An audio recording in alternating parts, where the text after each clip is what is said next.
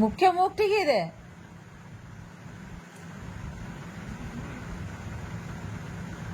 ওকে নামিয়ে দে।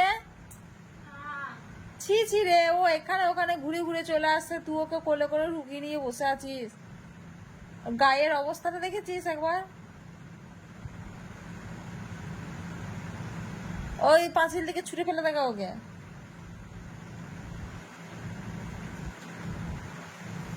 পাঁচিল দিকে ছুঁড়ে ফেলে দেখা।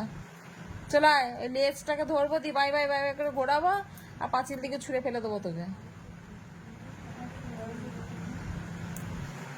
তোকে বলছি তুমি আগে জঙ্গলি বলেছিলে, তো রাগ হচ্ছিল জানো। জঙ্গলি কোথাকার জঙ্গলি, জঙ্গলি বাইরে যা। ও মাথাটা নামিয়ে দিয়েছে, মাথা নামিয়ে দিয়েছে। ও জানে যে আমি বাঘ আছি, আমাকে ছুঁড়ে ফেলে দেবে। ভয় আর মাথা তুলছে না, মাথা নামিয়ে বসে আছে।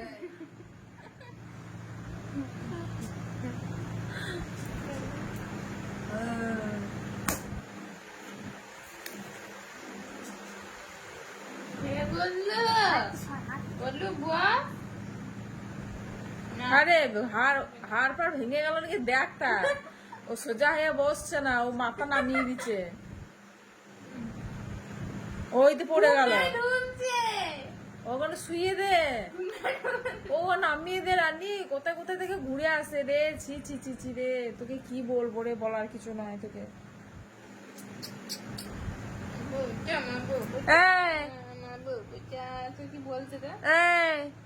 জঙ্গলি জঙ্গলি জঙ্গলি বলেছে না, জানে ঢুলছে না কি রে।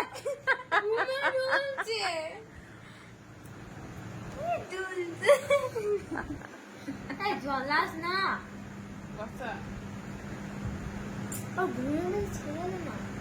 ওই তো পড়ে গেল।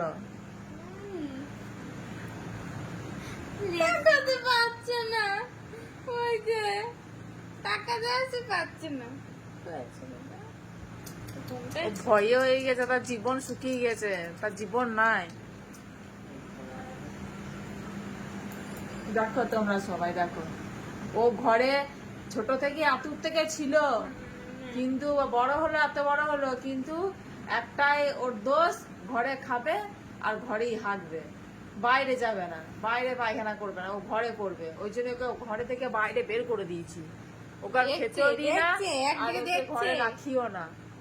দেখছে অবতার বিড়াল কোথাকার। শুনছে।